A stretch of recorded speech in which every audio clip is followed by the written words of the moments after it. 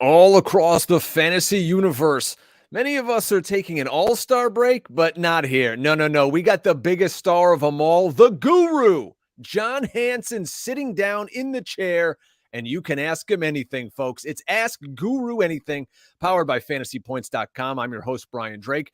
John, the man of the hour, what's going on, my friend? How was your 4th of July? We took a little hiatus here to go on some vacations and whatnot. How's your summer going? Yeah, it's going pretty well. It's funny. I had Rich Gannon on the show a couple of days ago, and he knows the drill, like the NFL world, like, summer's short. And it's like, I had him on, like, I don't know what the hell it was. It was like July 7th. He's like, how was your summer? I'm like, Yep. yeah, it was great. No, it was, but I'm going to take a little bit of maybe a long weekend or two before it gets real bad. My birthday is July 31st. Oh, okay. So it's like it's not the best birthday for this business, because it's like, oh, my birthday, it signifies it's about ready to be go time. So I will rest up a little bit more, but otherwise I'm ready to rock and roll. And I know all of our great listeners out there that are watching live, youtube.com/fantasy points, are ready to get up and going because, folks, before you know it, you're going to have your draft here. It's going to be a Labor Day weekend. You're going to be in someone's steamy garage. There's going to be a guy with his shirt off in the corner. You're drinking Really warm humid, beers. most likely. Yeah. I can't wait because, fantasy season just means football's around the corner. I don't want to wish summer away. My birthday's at the end of summer too. I'm August 20th. But you know what? Damn it. Let's get this season here. I need a redo on my Eagles here. We got to get back rocking and rolling. And what we like to do here on Ask Guru Anything is let you, the fans, take over. You steer the ship. If you get in our live chat, ask away, and I will bring up the best and brightest of the questions to John Hansen, and we'll get firing away here. So let's start off right from the top let me here. start with this. I don't want fire to away. name drop or anything like that, but your Eagles, it is interesting because I don't want to disclose where I live, but let's just say there are numerous very vital cogs for the Philadelphia Eagles who live very close to me, and they have been known, rumor has it, in town to be doing a few informal little workouts and gatherings. So I've been riding my e-bike around, looking out for it these last couple of weeks here. But might be the head coach we're talking about. Might be a couple of big star players. So we've got a local connection to me here. They've done well despite that, though. That's the thing. I want like really grainy cell phone video of you totally. in a tree watching AJ Brown play catch at a high school field. And, I told you the Chip Kelly story with the Angelo's Pizza, right? And the Sam Bradford. Did I tell you? No, I don't think we've told that on this pod. Okay, well, we can tell us. It's just amusing to me. But anyways, there was a. You want me to go into it real quick? Hey, why not? It's your questions? show. Are we gathering questions? Chip Kelly used to live in my area, very, very close to me. And he used to go with Sam Bradford, too, because they lived on the same street when Sam was a quarterback for the Eagles, to Angelo's Pizza, which has become like this legendary place in South Philadelphia. And, I mean, everybody knows about it now. Well, they were 5 blocks from my house 10 years ago. And, of course, I'm good at spotting sleepers for fantasy, actors, and pizza places. So I'm all in on this place. And he ends up moving, by the way. I tried to franchise it with him as well, like 9 years ago. But anyways, when that Sam Bradford trade went down, my first thought was Labor Day weekend, I guess 2017. I don't even know. 2018. When that trade went down, my first thought was, man, he's going to miss that pie. I mean, he is going to miss that food because I knew he went there a lot, Yeah. So that season, he starts off red hot, 5-0. The Vikings roll into Philly. You remember? It was like 5 years ago, right? So I text my boy who owns the Angelo's Pizza, Danny. I'm like, yo, man, Let me know if Sam comes in this weekend or his girl picking up some of that pie. Because if he does, I'm downgrading his ass in the projections because Oh, he'll be hungover from the pie. And I didn't hear back from him, but sure enough, Sam crapped the bed that day against the Eagles, who knocked him off the ranks of undefeated, if you recall. I love it. See, that's the kind of inside stuff you can get here on Ask Guru Anything. And that's the kind of great stuff you're getting over at fantasypoints.com. Make sure, folks, if you haven't subscribed to Fantasy Points, you go over there, you sign up for the season. Rumor has it, Guru, on the 17th of this month, there's some big things breaking over at fantasypoints.com. I may or may not have it live on my screen, but Fantasy Points data is as legit as it gets if you want to just kind of extol the virtues of it to our friends here in the chat. Well, and how about too the upgrades to it just over like the last week or two, right? Like we've been testing everything for so long that it's really looking good. Well, I mean, it is perhaps the most powerful high-end statistical database in existence in that, I mean, look, I don't know everything that PFF has or anything like that, but the levels, the micro levels that you can get to, let's say, are just unparalleled from what I've seen in terms of filtering. And really, like, if you're looking for, it's week 12, whatever, and how has Derek Carr done in November on the road in 4:00 games against division? I mean, it's ridiculous. So As it's just one of micro those nailed things. down as you want to get, you can get there. And I worked for PFF. I hosted their radio show on Sirius XM for 2 years, and I have access to the PFF Ultimate. And I tell you, folks, as a user-friendly tool, this Fantasy Points data suite is unparalleled. And for $50, if you knew what NFL teams paid PFF to get there, I mean, it's like buying a Mercedes or a house. It's incredible what teams have to pay for this. And you're going to get the same data for $50. Be on the lookout, folks, and go over there to fantasypoints.com, and you're going to want to get a piece of it. Well, let's jump in. We've got people already blowing up the chat. That's what we love to see. All right. So let's see. Our guy Carl here is in the chat. He goes, let's get this Chase over Jefferson train going. I'm in lockstep with you this season. Now, everybody and their brothers got Justin Jefferson is the number one wide receiver. Some have him as the number one player in fantasy football. But you're on record as saying, you know what? I'm going Chase this season. He's due. He's just that damn good. And at the end of the day, maybe it's just splitting hairs, whichever one you take. But you like Chase over Jefferson. Yeah, I mean, there's no real, I mean, well, there is a statistical reasoning for it. It's Chase absolutely smokes Jefferson in terms of scoring touchdowns, so it's obviously, if I knew that Jamar Chase was going to play 17 games, like, forget about it. It's no question. And again, I'm big on catching these guys at the right time, momentum. I felt it last year. People say, oh, yeah, whoop-de-doo. But I don't know.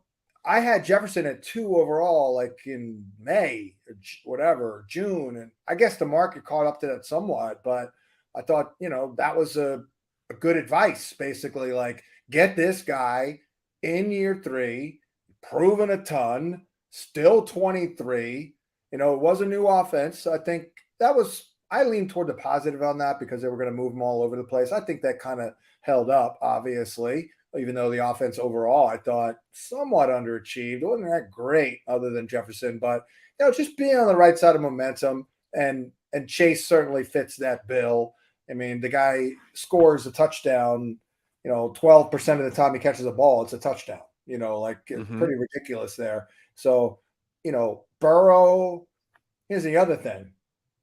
I wasn't totally impressed with, the new coaching staff there, O'Connell. I think the jury is very much still out. And maybe the Bengal guys too. Maybe they're not that great because they didn't really adjust all that well to the things that defenses were doing. If you notice, Burrow's YPA was way down.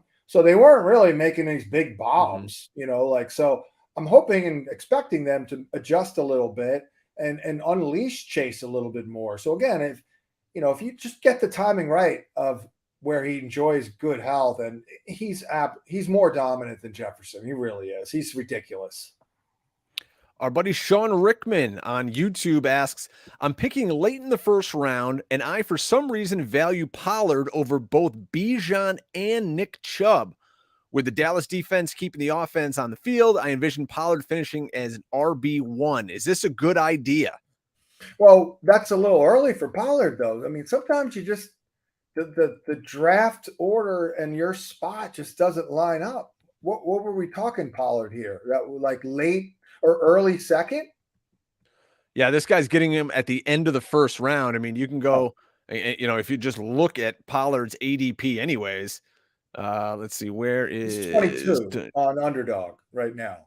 yeah, So I thought the 20. question was he wanted Pollard with the first pick of round 2. No, Yeah, I mean, he's saying he's picking late in the first round. He's right? he's thinking of stealing him. I mean, like Well, I think no, what no. John's saying here, Sean, is you might be able to get both. If you want to get Bijan and then in the second round, Pollard might be there for you. Right. So, No, I think that there is a pretty good chance that Bijan's there. I don't know, late. I don't know. Was that 10? Is that 9, 11? mhm. Bijan probably won't make it past 10, but I'm not taking Tony Pollard in round 1. And B, if I am picking in, 14th, 15th pick of the draft and early for a few picks of round 2, I can't take Pollard that high. I mean, I don't know about you, Brian, but that's a bit much. What's going to happen in Dallas is there's still going to be someone that gets signed. They're not going to roll with Ronald Jones as their RB2. It's either going to be Zeke, maybe Lenny. I think worst case scenario would be if Kareem Hunt came there because he could still work in the pass game from Pollard. But so Pollard, I don't think is going to be this like 80-20 touch over if Zeke comes back, like what people are kind of wish casting onto him. I mean, he's just not built for that. He's going to get his high impact touches, but let's be honest here. He's not going to be grinding between the 20s. That's just not who Tony Pollard is. I'll give you what I have for him, and again, we try our best to project the number of games. And despite that serious injury last year, I did give him 16 games. And look, we're actually a little below the markets. Not that I'm against him. I get it; it's a sexy pick, but we've got him at 260, 16 games. 16.25 touches a game, which I think is, some may say low, but their running backs coach addressed it last year. Like, you can't overexpose this guy, and even if you upped it 3 a game, and I'm counting. This is all touches, by the way. This is not just carries. Even that's kind of pushing it. To your point, I don't know if he's a 20 touch guy, and it is a new offense too with Brian Schottenheimer. I thought that Kellen Moore. I kind of like Kellen Moore. I thought he did a good job with Tony Pollard. So there's a question. And look, I still think Zeke might be back. Yep. So if you're what I like when I like Tony Pollard is if I open at the top, let's say I have the second pick and I get Chase, and then it comes back pick 23, then I'm taking Pollard and feeling really good. Something like that. Or, maybe even a Tyreek at 4 or 5 and then come back with Pollard. There, sometimes you do have to go out and get your guy, but that would be a little too proactive for me, I think. I love these kind of questions. This is exactly why we do Ask Guru Anything. John, first time, long time, analyze the similarities between dating in your late 20s, early 30s, and managing a dynasty team. I'll hang up and listen. I have no experience dating. I don't know if people don't know this. I have had one girlfriend in my entire life. That's it. Like, for most of my high school, I did not have a steady girlfriend. I was like, no.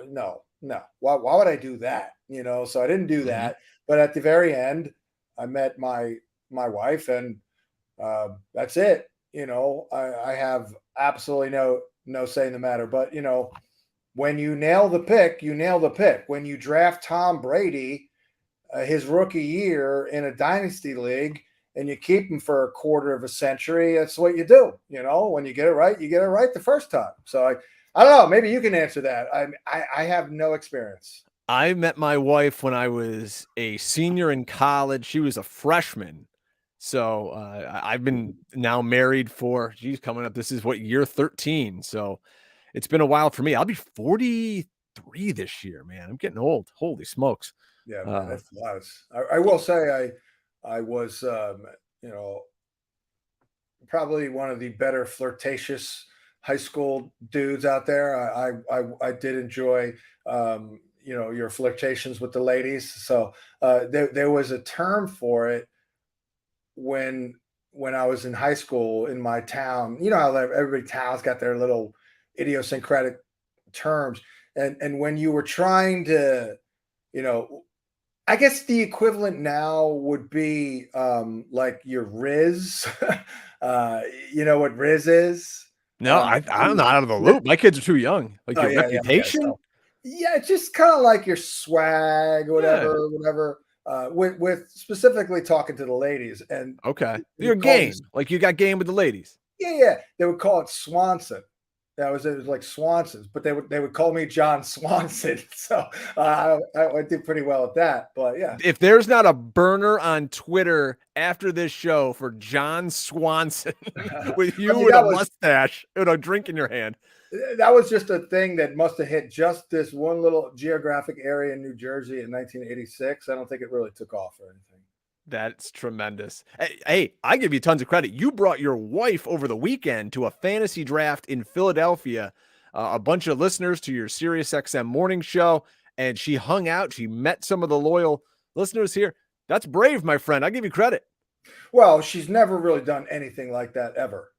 She has absolutely no interaction with anyone. She's not on Twitter. She actually is on Instagram. She does a little page where she does a lot of like design work and things like that. So it's like a design page where she posts her stuff, and it's a little deeper than that. Like she's all about like feeling good, and like they're getting the room to get you the vibage going good and all that. But yeah, she's been completely invisible. But I'm like, I am doing this 10 miles away. It was a rainy Sunday afternoon and it was hot that you want to go outside anyway. So she tagged along. But it was cool for her to, for some people to meet her because I talk about her a fair amount. So like, oh yeah, they were asking about our dog. So they're like, yeah, people even knew about our dog regularly. I'm like, yeah, of course they care.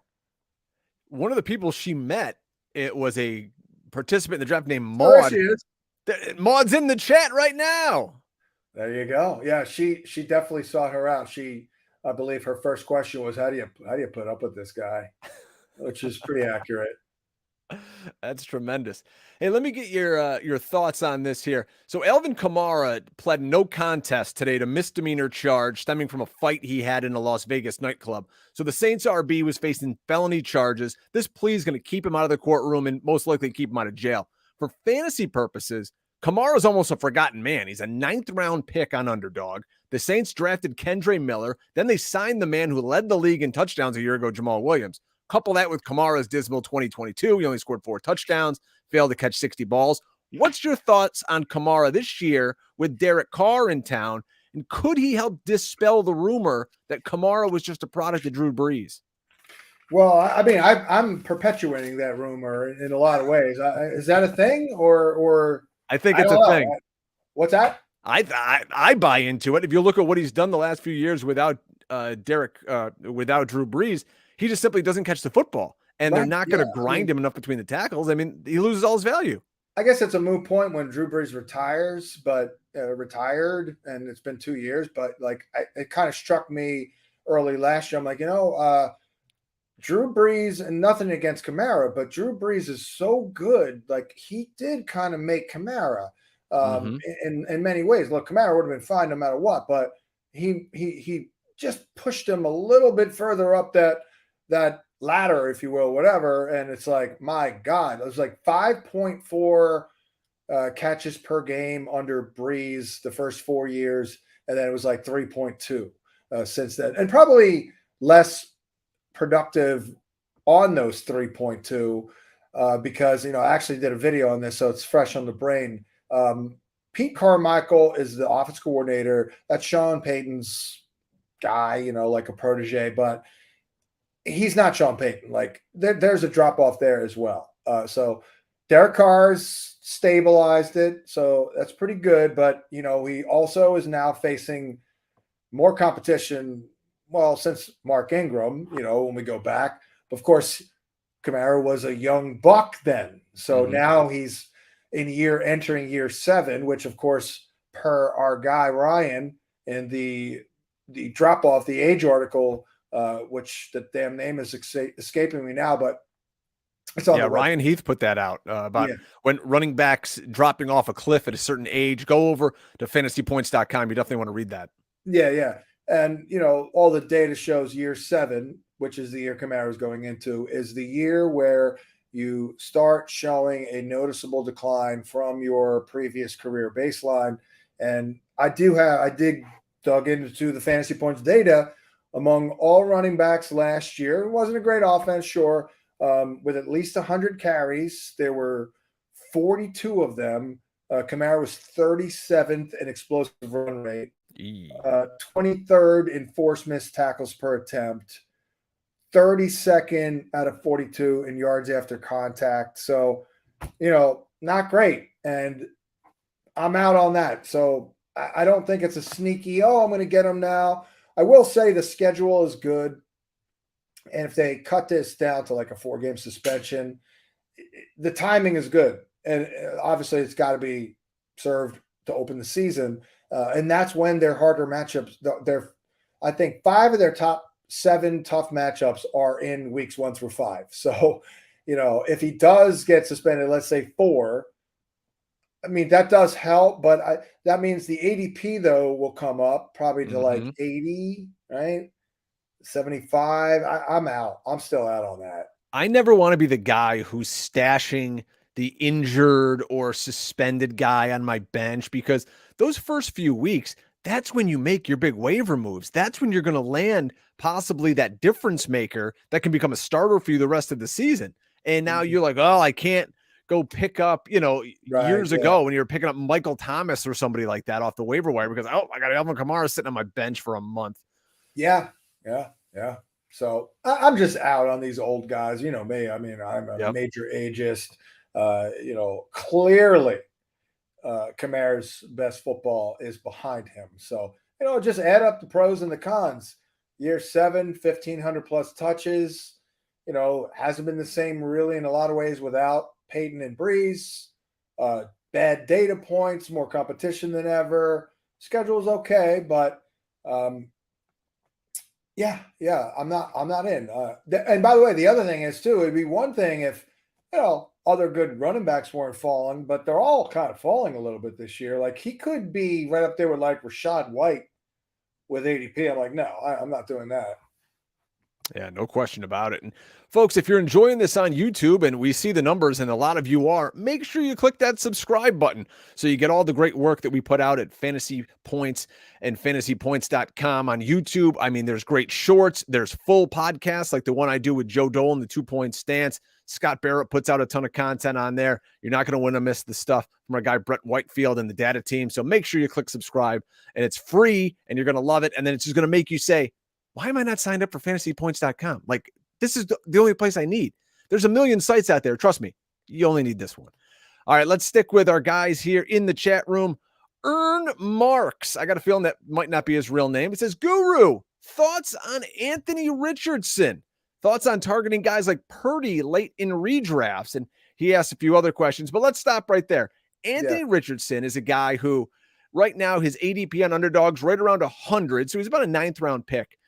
I'm saying, wherever I go, if you're going to get Anthony Richardson, I want to back that up with a guy like Aaron Rodgers a couple rounds later. So I got that stability. I've got Aaron Rodgers, who I know week in, week out is going to be, consistent, and Anthony Richardson, who you're hoping blows it to the moon. Yeah. By the way, allegedly, reportedly, that car fire that Leonard had somewhat recently, apparently he was like racing or something, like doing something nefarious. So he's up to his old tricks, that front runner Lenny, baby. Team win in the tank, and he was crap last year. I don't think he has that much left in the tank. Maybe with better play calling and design, because Byron Leftwich was not good, but I think Kareem Hunt's kind of toast too, by the way. I actually said that last year. I thought that he was toast. But with the question on Richardson, I've been really thinking about it, and we're getting a little bit. I've heard like slow the roll on, the great vibes. I think there are some good vibes. I have a superstar vibe with him. Obviously, the greatest workout in the history of the combine. But I've been told to simmer down now a little bit. Now we're hearing some reports that it was maybe a little bit of an uneven rookie offseason, which I don't know what that means anyway. It's very early in the game. We'll see when the pads go on. But adding it all up, I'm out on him this year. I'm not doing it. I will tell you, though, if what I expect happens, he'll be my number one quarterback target next year because I just think it's kind of like it just – I'm not feeling it. I think it's going to be a little ugly all over the place. I mean, there are a lot of good things in place. I think the O-line is about average, but, they pretty settled on their starters. Quentin Nelson back healthy. Shane Steichen, he's an RPO guy. He got Miles Sanders with, what was it? I think it was 280 touches to RB15. And Taylor is better than Sanders, and he'll get more touches. I like Josh Downs as a great plug-and-play slot. Pittman and Pierce aren't dynamic. I do like Pierce. Pittman I've always liked, but, he's okay. It's just I'm not loving him. He's a possession guy. But, you add in those tight ends. It's a pretty good environment, but, I mean, he is so raw, and not raw, but just inexperienced. So, I feel like we're going to see some serious deer in the headlights at times, and that'll just be volatile. Like maybe by the last 6-7 weeks, but by then, like, what are we doing paying the premium? Like, what is it, 95 overall? Yeah, I've got him. The data I'm looking at here is like 101 on Underdog, so that's a 9th round pick. Yeah, I mean, Kirk Cousins, he's going to throw 30, probably do a little bit better than last year. I know we're at the market on Richardson, and we'll maybe get a better idea about the games and all that. My gut feeling, I usually get these right. My initial gut was, I think he might sit for like more than a month. But now I'm feeling pretty good. Like Minshew gets 3 starts. I'm thinking Minshew gets 2 to 3 starts, let's say, which isn't, I know, earth shattering, but I guess some people are thinking, oh, he's going to plug it right in. Maybe they do, but we're actually right at the market with Richardson, but he will not be on my target list. Brock Purdy is, though. I have had him on my list for 2 months. I love targeting Purdy late in drafts. I mean, nobody wants to draft this kid. By all accounts, he's going to be fine, and he's going to start for the 49ers, the first or second best team in the NFC. All he did last year in every start was throw multiple touchdowns outside of the game with the Eagles when he got hurt. I mean, he's a really good quarterback that you can get super late. Might the clock strike midnight and he turns into a pumpkin and he's a last pick in the draft and all that? Yeah, maybe. But for the price you pay for him, I mean, I'm scrolling down the list here to get Brock Purdy. Holy smokes. He's going 171st on Underdog. I mean, he's a 15th round pick. Well, when I first rolled out my, Underdog draft plan, that was actually in May. Purdy was in there, and he was like QB 33. And we were like, I don't know, we're 27 or something, well ahead. And then I bumped him up, but now the markets have caught our asses here at QB 24. He also, by the way, had the highest touchdown percentage in football last year. Now that, he's due to get regression, Sure. and cut that down. But I don't know. I mean, even if it's chopped down 25, 30%, it's still good. He's Like, got really look at good. the weapons he's throwing to. He can dump off to McCaffrey, Georgie Kittle, Samuel. Ayuk is a monster. I mean, he's got great players out there. I mean, there's a lot of quarterbacks going above him that don't have near the firepower that Brock Purdy does. He kind of reminds me of a poor man's Tony Romo in some way. I Yeah. know Romo's a little more talented, but Mm-hmm. then again, Romo didn't even get drafted. But Romo was better, but I would say, and more talented. But I would say that the system and the personnel in Dallas, they were good. I mean, they've always had good players and all that, but the Shanahan system in that environment, I think it's a little bit better.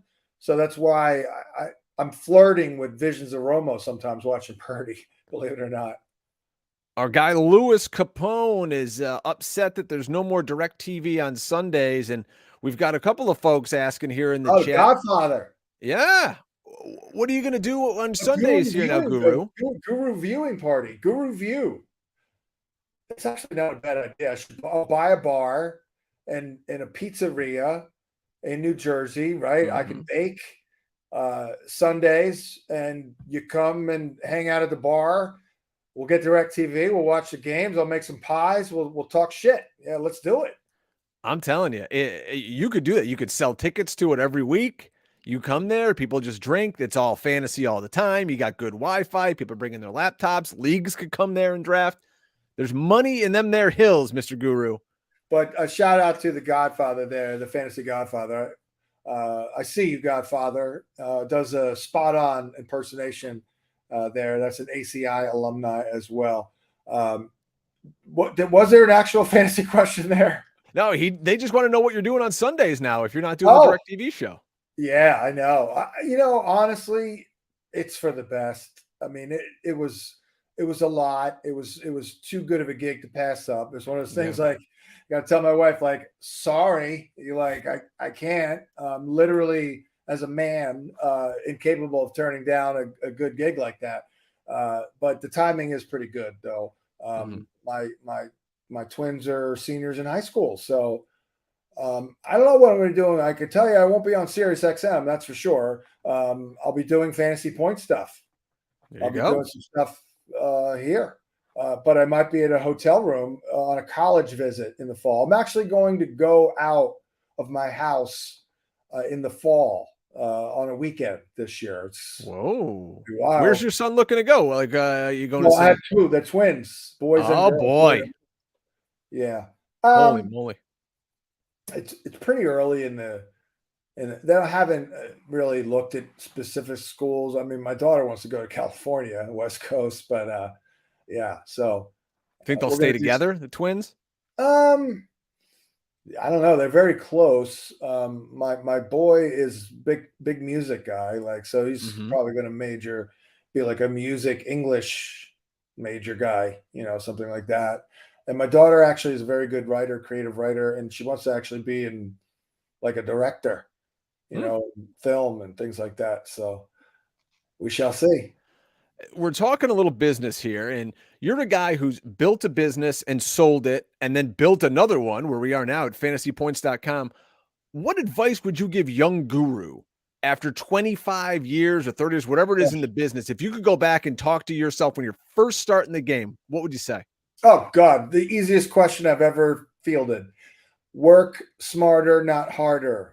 I mean, I cannot tell you now, in my defense, a lot of the things I was trying to do were brand new, like, I don't know, the internet, things like that. So I suffered some growing pains with that, but I'm still a little guilty of it, but absolutely worked dumb for too long. But I don't know, maybe that is just my process. I kind of like have to cover it completely like a blanket, and that's just so time consuming. But for sure, work smarter, not harder is number one lesson.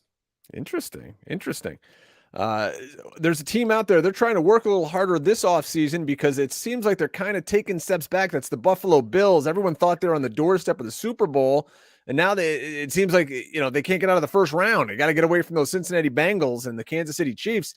And JJ asks thoughts on Dalton Kincaid this year. And as a long-term value, he seems undervalued. Kincaid's a better pass catcher than Hawkinson, according to JJ, and has a better quarterback in Josh Allen. What do you think of Dalton Kincaid? Buffalo's went and took him in the first round this year, which made a bunch of folks, including our own. I remember hearing Graham Barfield in Fantasy Points. He was high on him. I'm always wary of first round tight ends. I just don't see them producing.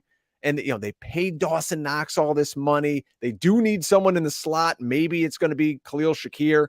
But Kincaid's an interesting prospect, man. He ain't going to block anybody. He's just going to go out there and catch passes.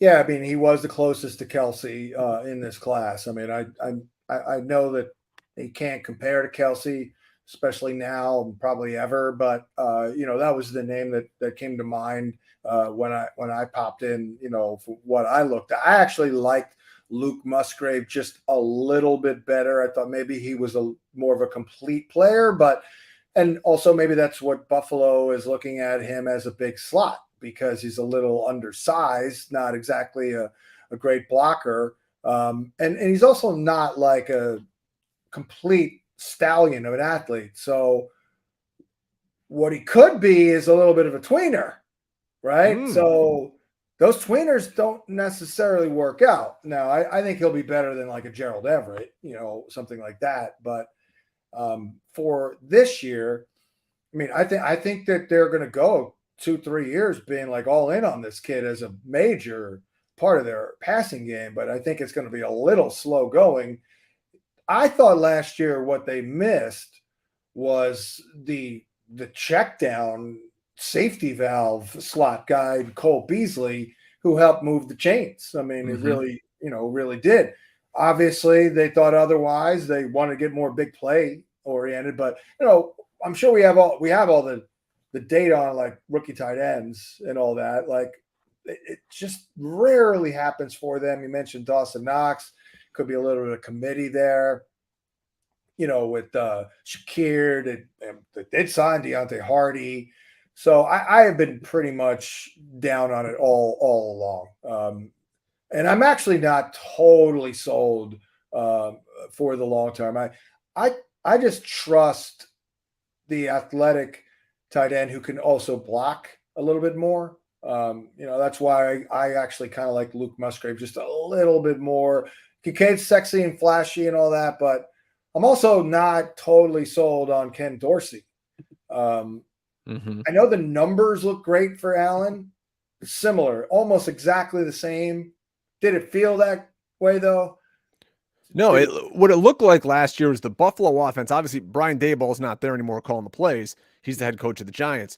So what it looked like to me is you're just putting the Superman cape on Josh Allen every play and say, hey, go make a play. It looked a lot to me like old school Seattle Seahawks when they would just say, hey, draw it up in the dirt, Russ Wilson, and go make a play, because there was nothing happening in this Bills offense except for Josh running around and trying to be a hero. Right. Yeah. I mean, Gabe Davis did have that high ankle sprain, and he clearly lost. Our guy Kaplan talked with someone at the end of the year and said, he lost some confidence. I mean, it's to be expected when you're. It's hard enough to be a pro. I'm sure, not that I know. Hard enough to be a pro and prepare, to be, go up against the best of the best every week.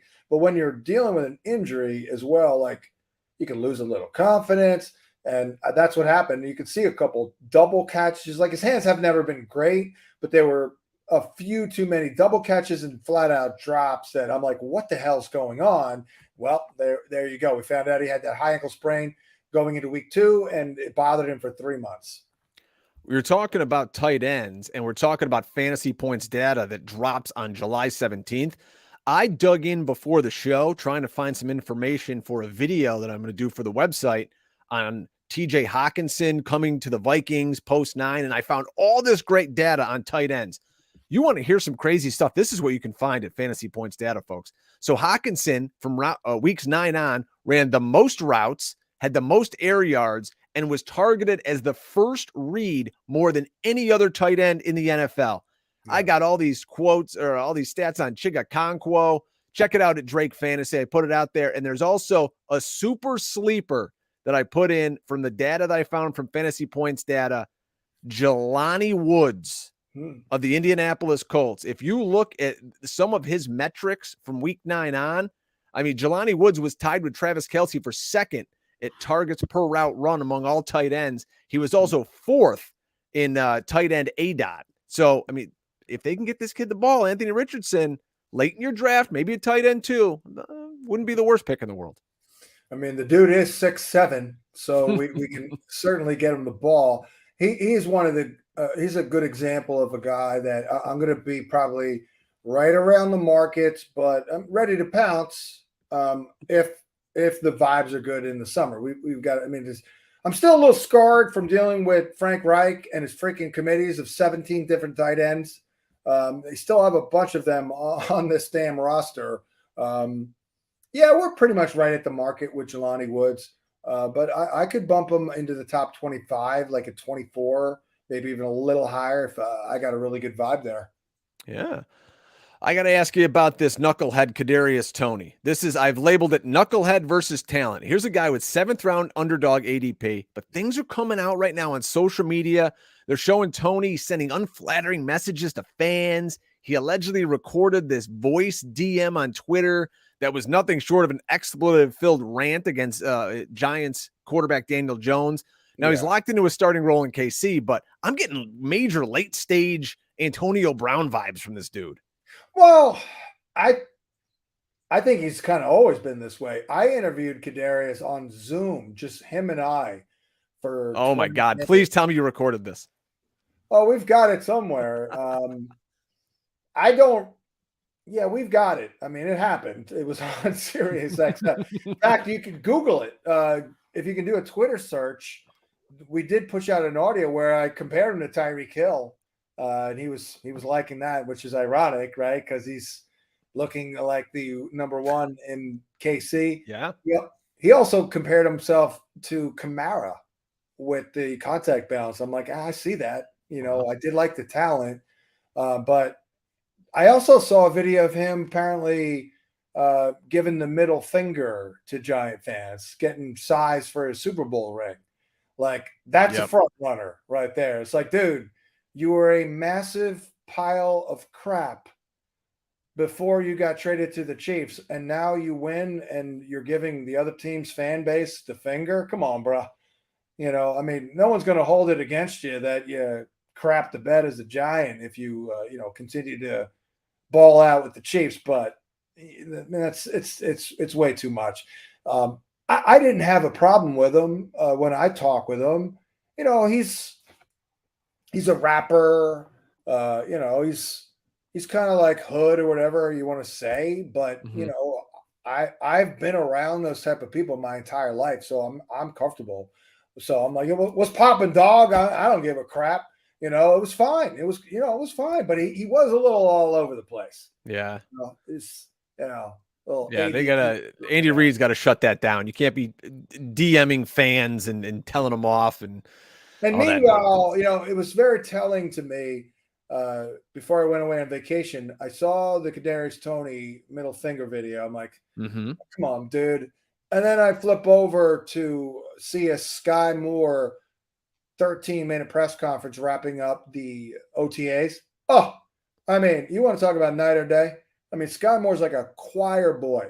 It's like, Sky Moore, your daughter comes home and brings Sky Moore. You're like, way to go, girl. You know what I'm saying? Like, he's got Derek Jeter vibes. Huh? He reminds me of Derek Jeter when he talks on the mic. Yeah, man. He just says the right things. He knows where he needs to improve, and he's very good with the media. I did that interview with him with on Sirius. It was one of the best ones ever. And he did address, the main thing, which is getting on the same page as Mahomes, like the hardcore nuance, basically scramble drill stuff. This is kind of what I take from it, or just the real tight nuance things that I'm sure Kelsey is unbelievable at. You know what I mean? Like, if you're getting ready, you're lined up in the slot and it's a linebacker comes over and you lean this way, I'll throw it. You know what I mean? Like, that kind of stuff. So, he's been working on that. And that's what I said. Like, clearly Mahomes did not trust him yet. But once he does, it's going to happen. because Kadarius will be cadaverous at some point. He will not make it through the year unscathed, whether it be injury or something else. My man ain't playing all 16, 17 for the Chiefs. I agree. Our buddy Robert Whaley in the chat asks, Guru, what's your favorite cheesesteak in Philly and why is it Steve's? Well, it's actually Jim's, which burned almost to the ground somewhat recently on South Street. So I believe they're working on it. It's going to come back, but Jim's is the answer on South Street. Geno's, if I have to. I'm not a Pat's guy.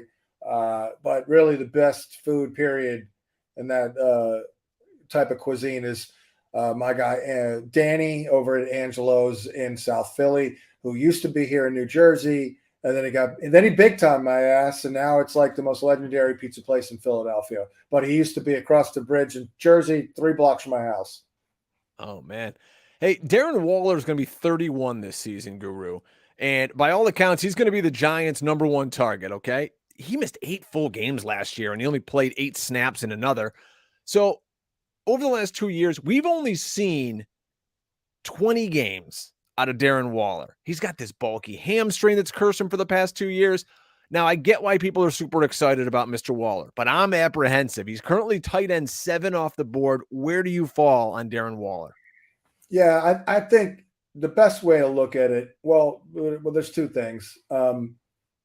With Waller, it really should be, does he stay healthy or not? Like it's kind of like Barkley. Like you draft Saquon Barkley, either he destroys your season or he does pretty well. I mean, that's it. So if Waller plays 14 games, I certainly believe Daniel Jones can get him the ball. He's got really good ball placement downfield, pretty good touch. They'll call up good plays. They want to let it rip and all that. So, but here's how we can handle it, I think, because last year we buried his ass because the vibes were awful. I'm like, no. Holding out for a new contract, holding in, whatever the hell it was, missing multiple weeks. No. So we had him buried. So now we just need to monitor the vibes. I've said this about the Giants for 5 years. It's actually always worked. Do the vibe check in the summer. They will give us a preview of what is to come in the summer. Because 2 summers ago, I said that about Daniel Jones and everybody else. And I'm like, well, at the end of the summer, like, well, we've done the vibe check and they suck. So no, let's go. I mean, and then last year, good vibes, obviously Dayball and all that. There you go. So if Waller, pulled up or going to be down for a couple of days with the hamstring or, almost any sign of trouble in that regard, I'd probably be with you. Yeah. But if we get through it and the vibes are good, then it's probably going to happen. If you guys are digging the vibes on Darren Waller, why don't you go put it to the test at Underdog Fantasy? Use promo code FANTASYPTS. When you do that, we're going to match your first-time deposit up to $100. Very simple. You put in $100. Hey, you put in $50, whatever it is. We're doubling it when you use FANTASYPTS as the code. Little bonus for you. Use code FANTASYPTS at Underdog Fantasy, and we're going to give you a fantasypoints.com subscription for just $5. That's a $60 value, folks, for $5. All with the code FANTASYPTS. Must be 18 and up, 19 and up in Alabama, Nebraska, 21 plus in Massachusetts and Arizona. Present where a state where Underdog Fantasy operates. Terms do apply. Concerned with your play, and why shouldn't you be if you're drafting Darren Waller? Call 1-800-GAMBLER or visit www.ncpgambling.org. In Arizona, 1-800-NEXT-STEP. Here in New York, where I am, 1-877-8-HOPE-NY. And in Tennessee, for you volunteers, 1-800-889-9789. So Louis Capone's back in the chat. Hey. And he says, I know you don't love Justin Fields. And he says, I think it may be the only mistake you make all season. But how you feeling about a DJ Moore, Justin Fields stack? Man, I as he knows, Lou, Back in the day, whenever I knew someone named Lou from like New Jersey, I don't know why, I would always go, "Hey, how you doing, Lou?" But anyway, Lou, um, I love DJ Moore. Um, I, I I just can't, buy into it right out of the gate. He's been a little bit of a volume guy, although some years he's not actually.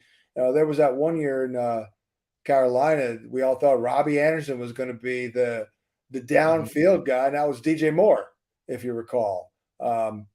So I guess we're right at the market with him.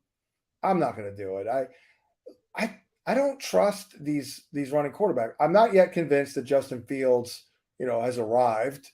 He You barely know, threw for 2,000 yards last year. 2,000. I know, and you know, just incapable of sticking in that pocket, and getting beyond maybe a read or two, and then taking off and running. Well, great, it's great for fantasy, but he got the crap beaten out of him last year, and he missed time, right? And he was in danger of missing more time. So what are we? What are we? Not gonna? We're good now? No, that's just it's a problem every year, and it's gonna get worse. I hear you, man. Lots of fun here at the Ask Guru Anything, folks. Make sure you're signing up at fantasypoints.com. When you go to your drafts, you're going to want to download those Guru rankings. We got them all over there for you. Standard leagues, half point, PPR, two quarterback, whatever you need. We got them over there. You can download the PDF. Before I get you out of here, Guru, you were a guy who's been a trendsetter in this game. And off air, we had a conversation about how you believe you started podcasting, I believe, with Mark Cuban. I want to hear this Mark Cuban story. Well, in the mid '90s, I worked for a casino gaming magazine company in Atlantic City. I mean, that's where I live. Grew up outside of that in southern New Jersey. So I was pretty hip to all the internet gambling stuff that started. I used to actually write about internet gambling for a couple of magazines, one trade and then one consumer. It was called, I think it's still around, Casino Player magazine.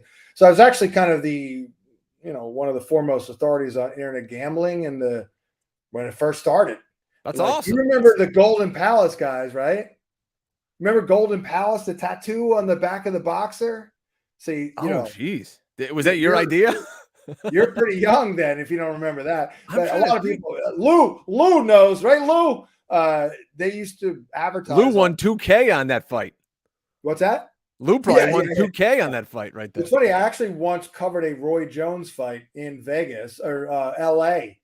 Oh, When okay. he had the Golden Palace, and he was like the middleweight champion of the world. But anyway, they were huge. I knew those guys, but I got to know a guy at like this conference in Vegas. Like computing, gaming, whatever. And he was a young guy from Dallas and very very aggressive. I like the guy. Like we got along really well. We were both very very ambitious, so I became friends with this guy, and we hung out at various. We used to go to Canada a lot, but it turns out that his brother worked for this company out of Dallas that had like 5 employees, and it was a company called AudioNet.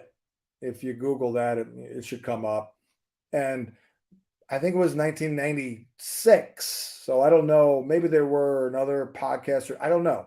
But in 1996, I used to do a internet broadcast, 1 hour. They would call my house on a Friday night, no intro music, nothing, on the landline, and it'd be like 3, 2, 1, go. And I would talk for an hour and preview all the games for this audio net, which then became broadcast.com. Mm-hmm. And then the guy was, I guess one of Mark Cuban's top right hand guys. I mean, nobody knows that. I'm not even sure. It's the problem is a lot of these things I don't know. Nothing's documented, but I don't know if there were many fantasy football podcasts in 1996, but I did one. That's awesome. What a cool story, man.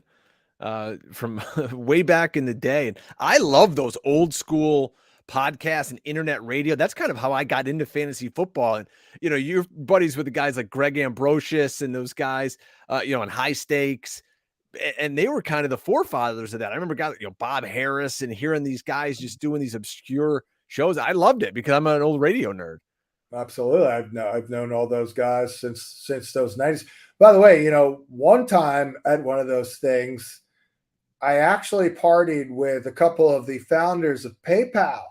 And Really? I'm wondering to this day, I don't know if one of them was Elon Musk or not, but I had some serious worlds colliding back then, though, with the sports books, and gambling, and all that. I once you should have been in the movie Casino. I once interviewed John McCain about gambling, and Wow. John McCain told me, quote, "I love gambling." I'm like, cool. There you go, fella.